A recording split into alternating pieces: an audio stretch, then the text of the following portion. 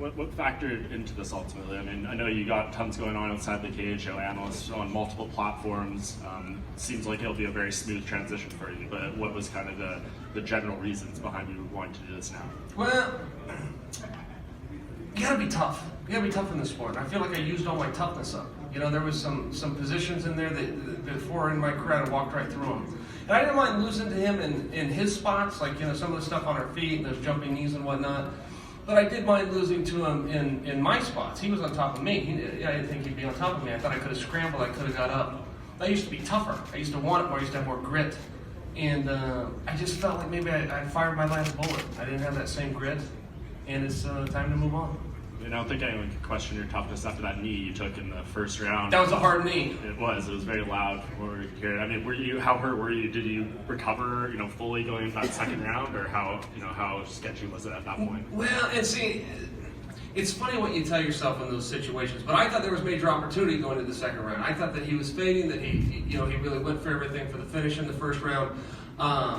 And maybe I'm right, I don't know. But I thought I can come out, I can win these next two rounds. And I took another one of those knees, and now I'm underneath again. And it was just a tough spot. It, kind of went from bad to worse. He's very hard to deal with on his feet. So it was just one of those matches. It was very tough, but somewhere in there I think I forgot your question. But the referee said to me when the fight was over, he stepped, he said, "Chael, I was trying to help you." I said, "What took you so long?" He said, "Are you going to retire?" I said, I retired 3 minutes ago. I don't even know why I went to the second round here. So I think when you feel like that, even if it's for a moment, you got to go. And just last thing for me for now, in my mind, you should have that WEC belt. There's an asterisk there, but we spoke pre-fight about, you said if you don't win a world title, you're not retiring, you're quitting. Can you reflect on that statement now that you have walked away? Yeah, I'm quitting. I'm quitting the sport. I tried to win the world championship. I worked really hard for a really long time. And it didn't come from me. Question, Phoenix. Hey, Chael. What's up, Phoenix? I forgive you for all the things you say about New York. I appreciate that. Thank you for that. I want to, again, congratulate you for an excellent career. Thank you. You fought anybody and you entertained everybody. Now looking back, you had talked so much this last coming couple of weeks about you never looked back and had any fun. But to us, you were always so much fun. So when you think about the fun aspect of it, even losing tonight, can you say that there were moments going into this that you enjoyed? Well, that's a tremendous compliment. Yeah, I have no regrets on my career. Even tonight, if I knew what was going to happen, I'd still walk out there and do it. And I didn't have any regrets. It was one of those things, kind of like middle school. You had good days and bad, but I only remember the good. I only remember the good days. And that's really how this sport is. I had a great experience here. Scott Coker gave me an opportunity at a time when I really needed an opportunity. And I had all sorts of deals with Scott Coker, and some of them we never even wrote down. And he honored his word through the end, and I owed him one more fight, and that was tonight, and I wanted to honor my side of it too. And I thought I could beat Machida. How will you stay busy? I got two little maniacs now, and so largely I'll be the chauffeur. They'll decide what they want to do, and I'll get them to and from their events, but I'm looking forward to that. I think I'll probably be a little bit bored, quite frankly. I hate days off. If there's anything I hate, it's a day off, but I need to find something to fill my time, for sure. My last question for you is that you've always been so great and analytical when it comes to looking at fights. Now that you've been in there with Machida, if you look at Machida and Bader, how do you see that going? Yeah, that's interesting, and don't forget, they already fought once. Machida got the jump on him, but it was largely because Bader charged in. I was rough on Bader leading into this week, but I thought I had something going with him. Ryan Bader's a tremendous fighter, and I don't think that, I need to say he's got 2 world championships, but a fight between them, I hope that Bader fights Machida. He's got 2 options to go up to heavyweight, but I really think there's some major opportunity to draw and have some excitement there. And I think Machida was up against it tonight a little bit. He's a 185-pounder. He had to move up. He was the #1 contender. Now he has to move. I think he was in a really tough spot. He performed well. He should be proud. All right, one question here. Chael, Sean Hubbard, how you doing? Of course. In Madison Square Garden, when you fought tonight, you showed the world a lot of what we already know. Your toughness, your grace in defeat, and then you retired.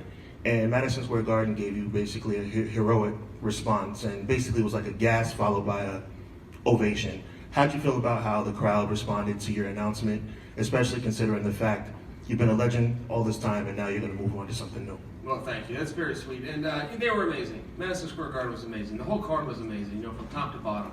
I look at some of these guys, Aaron Pico. Aaron Pico's a much better fighter than I am. And he's paying his dues. It's just a rough business. It's one of those things. The basketball championships just ended. The team that won it lost 3 games in the last 3 weeks. If you do that in fighting, you're bummed. You're done. It's over. And it's just something unique about this sport. It's something that's unfair about this sport, that you have so much lag time in between getting to dust yourself off and try to do it again. So Madison Square Garden was wonderful, and the whole card was. I loved how it ended. I loved that the greatest fight in Bellator history is Lima versus Rory, and now we're going to see it again. Josh. Hey, Chael. Joe. Hey, what's up, Josh? Do you feel you left a mark on this sport? And if you did, what is it? No, I not necessarily. I think that maybe I helped us get over to the entertainment era that we're in right now, and for better or worse. But I think I had a hand in that. But I don't know about a mark necessarily. I think maybe if I was to be remembered, I was very proud of the way my career started and the guys that I had to look up to, and they were true tough guys. They were legitimate tough guys. I had my 6th fight before I even saw scale, and we didn't worry about who you were fighting. You didn't need a bunch of money or attention or anything else. You just wanted to compete.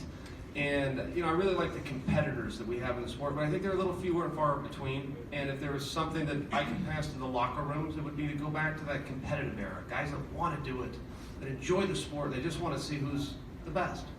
Along those lines, big deal tonight about co-promotion and promoters working together. You, for so long, were the company man. That's how people perceive you about the UFC. You came over here the same way. But these companies promoting against each other, what do you think of that idea? Is that meaningful for you? Is the idea of competing in mixed martial arts? What can that do for the sport? The co-promote? Yeah. Oh, Josh, wouldn't that be fun? If we could all just start doing something. I mean, they've been doing it for boxing for the longest time, and I don't know what's going to be the real holdup for MMA. I think that Coker and Saki Bar really have something special here. I hope it continues, but I'm a huge fan. That's how my career started. That's how my career will end. It's just purely as a fan. And man, that's fun. I love that parody. I assume you're the same way, right? It's great parody. What's the best? Yeah, I want to see the best. Chael, just one more from me. You mentioned the analyst role, fatherhood, but any possibility of you resuming your political career? Oh, maybe. I have a lot of fantasies. I've also, and that is a fantasy of mine. But no, for now, I'm starting to promote some grappling events and having some fun with that. And but I need a minute, man. This is hard for me. I mean, this is a sport and a game, and I was very fortunate to play a game as an adult. Games for kids in large part. I was very fortunate, and but I don't feel that right now. I feel sorry for myself. It's hard. It's a hard night for me. Putting on my game face, but this is a hard night for me. I thought I would beat Machida. I wanted to beat Machida for Randy and Dan and these guys that I looked up to. And I'll tell you, he was so elusive. He keeps so much space, and then he closes it so fast. Hard fight. It's a hard fight. Right. Hey, Chael. To your left. Thank you. Oh, hey, man. Congratulations on a Thank great you. career. What was the experience like having your kids in the arena today? It was fun. Yeah, it was fun. I believe Father's Day is Sunday. I didn't even know that. I've been so enveloped in myself. But it's very fun. And then we're going to go out to London to call the Bellator next weekend. So we're all going as a family. The grandparents and my wife, I think there's 7 or 8 of us in the crew. But yeah, it was fun having them there. It's also a little bit nerve-wracking because they haven't seen it. Dad's in a fight in the middle of a cage, half naked in New York City. There's some discussions you got to have, right? There's still a maturity to this. I understand it, but I can't just expect them to. We got to talk a little bit. Yeah, what are some of the bullet points that you explained to them before they came and watched tonight? Well, a lot of it happened after the fight. My son was reminding me that I lost, that Machida was on top of you, Dad, punching me. He said he was very scared. So, well, son, it's a 2-man sport. We can't just give it and not be willing to take it. We tip our hat, walk away, we come back again. Chael, one more question for you, and I apologize if this is a difficult one, but you wrote that great piece on ESPN, and you're talking about how you made that promise to your father. And I'm just wondering if you could have a conversation with your dad right now, what do you think he'd say to you? I just tell him I tried. One more, Danny. Chael, you had a legendary career. Looking back, what do you think is your favorite moment, if any? Well, let's see. I had a lot of fun in the build-up to Anderson Silva. I had a lot of fun tonight. I had a lot of fun coming to New York and doing this. Favorite moment would be really tough. Actually, my favorite moment would have been as a fan. It was the night Randy Couture beat Tim Sylvia. I'd already looked up the hospital in Vegas so I could send Randy flowers. I was sure that was where he was going to be. and he put the big guy down in about 9 seconds and stayed on him for the next 24 and a half minutes. And that was probably one of the more memorable moments for me. And you know, I think your success story, this is a very tough business, and your success story from all angles. If you could give any advice to any young athletes that are coming up, what would it be? I would tell them to get a coach who you trust and go to practice every day.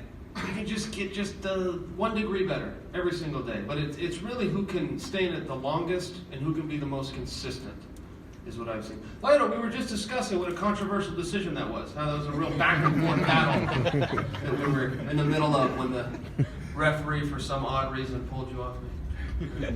That's what I would say. Yeah, get a coach that you trust and go every single day. And it's hard to do. It's very hard to do. There's a lot of excuses, 100 reasons why you don't want to go to practice every day. You got to find that one reason to get in the car.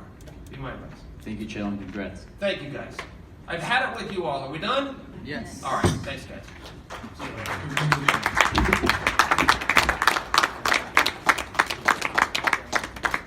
Thank you.